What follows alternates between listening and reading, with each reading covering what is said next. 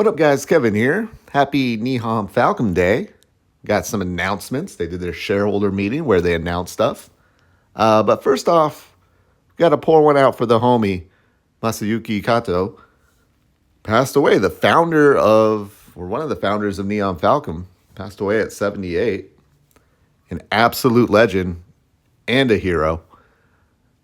Man, he really is gaming. Like, we think of Neon Falcom as, they're kind of a niche brand out there that the JRPG, like the real JRPG lovers, absolutely adore. But, I'll watch like regular content creators and they'll bring up these, especially like the older, like the boomers, the boomer gamers. They'll bring up like, just like older Ease games and a bunch of other, like Tokyo Xanadu, all like the original games, and you realize like just what an impact Masayuki and gang had back then, and I think it still carries on today because we're going to talk about Trails in the Sky first chapter. We know what's coming. We know what's coming this year, but now we know for sure it's coming to PS5 and Steam. Sorry, Xbox. That will be. I do think the games will eventually come to Xbox. I just don't see how they can't, in terms of like Phil Spencer has to know, like the way Xbox is getting some of these JRPGs. Like, you got to tell EA and you're not making an offer to Nihon Falcom. One of these games is going to really pop off, and then I think Phil Spencer will throw the bag at them. But setting that aside. Yeah, we knew these games were coming to the PS5 and Steam, especially Steam. Like, again, Neon Falcom games, their home island is PC. It's where you can play pretty much all their games. But yeah, first chapter coming in the fall 2025. The producer. Gung Ho, not Knees, not Xseed, Gung Ho. So that's interesting. But the trailer looked freaking great. It looked great. Now, this is where I become a dick, and I got to say, Trails fans have been super annoying this year, just super annoying with love the trails, love the trails, love the trails, come love the trails.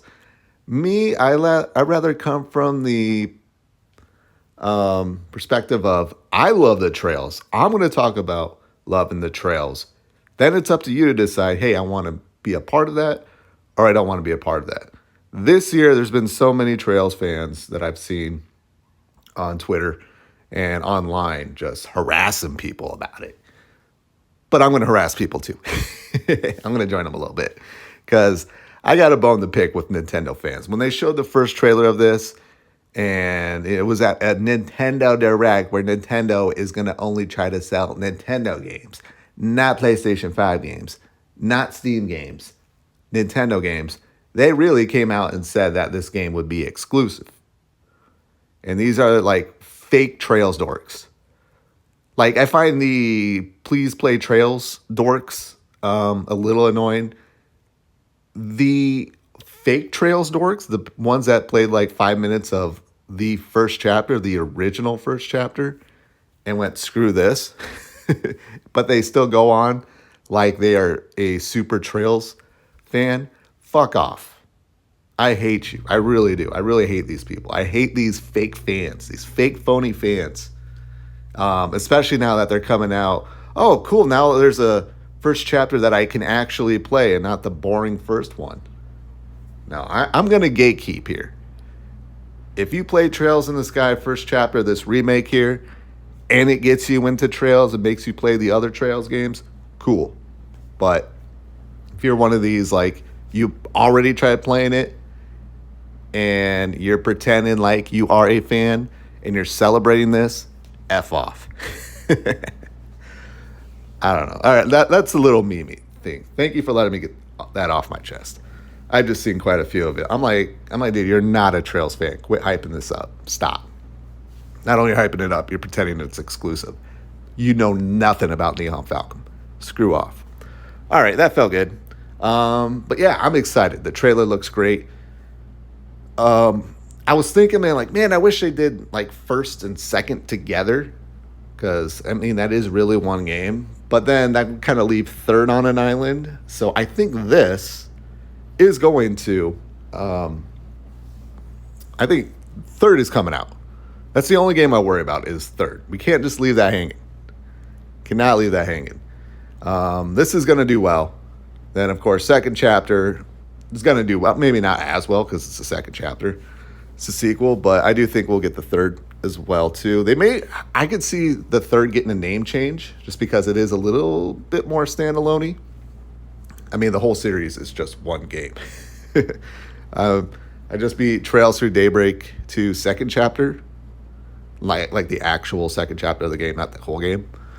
And I'm like, yeah, things are starting to look more Trailsy from the previous games, because that game, I'm like, man, this game feels like it's on its own. Then older characters start showing up. But yeah, Trails in the Sky, first chapter, coming fall 2025. Thank you. Thank you for fall 2025. Because again, I'm playing Daybreak right now, and I got to get to Daybreak 2, which comes out on Valentine's Day.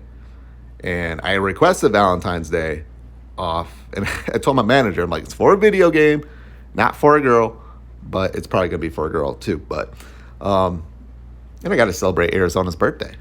So, very nice. Very nice. And then we got Ease 10 Proud. we got Ease 10 2. That's what I'm going to call it, Ease 10 2. But it's more like an expanded version. It isn't like a standalone game. I'm not too sure how it's going to be, because there's going to be like new just gameplay elements, or just new elements in general, new setting, and new like expansion story. So I don't know if this is just going to be that, or you get Ease 10 and then it comes with all this extra stuff. I mean, it's Proud Nordics.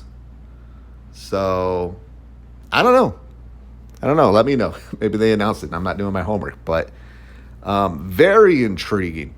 Ease 10 is the worst Ease game out of 8 and 9.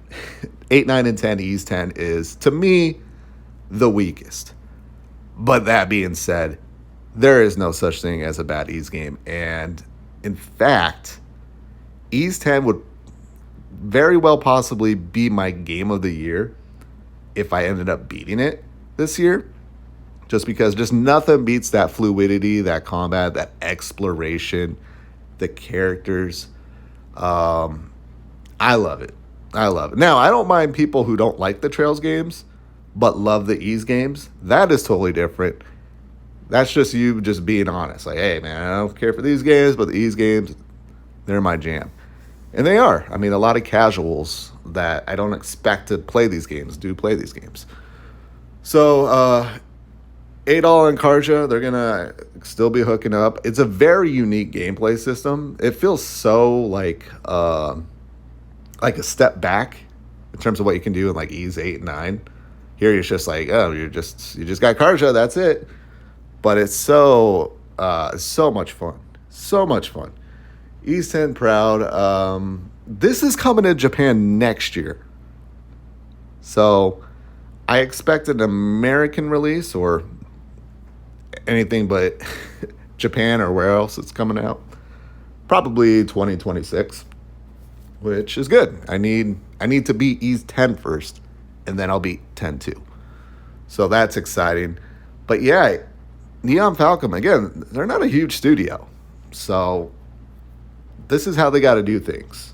It's like they're doing the remakes, the remasters, and then now we're doing just second parts of Ease games, which my only concern is burnout.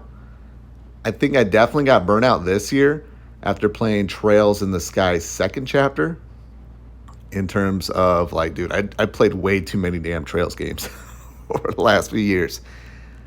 But you got to remember that this is what they do, and this is how they can pump out the games, is making these same games over and over and over again, and unfortunately releasing multiple a year. So I'm happy with now, like the last months, I've really gotten to Daybreak and really got myself back into the Trails just universe and find myself researching everything, looking up things during my off time. So I'm glad that came back. I'm really am glad because I'm like, am I getting burnout from Neon Falcom? No, just needed like a little bit of a break. But that is something I do worry about. Like, if they're gonna keep asking me to play like 2 or 3 games a year, and these games are not, they're not 10-hour adventures, they're not 20-hour adventures, they're like 50 plus hours. Trails like 100 hours. You are asking a lot from me. You are asking a lot from me each year. And right now, it's very well deserved. And hopefully, it will keep being deserved. But this is more of a complaint towards like the Yakuzas and other series that do something similar where they pump out multiple games a year. Where I'm like, man, I really want to play you, but like Infinite Wealth, I still got to be Infinite Wealth before I play the pirate game. Like, you got to play Infinite Wealth before the pirate game that takes place in Hawaii, where Infinite Wealth takes place. But all right, I'm done rambling here. Exciting stuff. I wish we got like a Tokyo Xanadu 2 announcement. I still think they're working on it. I think they even mentioned that before, right? But Tokyo Xanadu is pretty damn awesome if you haven't played that yet. I think that's on the Switch. Be that guy. Be the Trails person or the Nihon Falcom fan that only likes Tokyo Xanadu. That's funny. But all right, I got to go. Thank you guys so much for watching. I'll talk to you later. Later.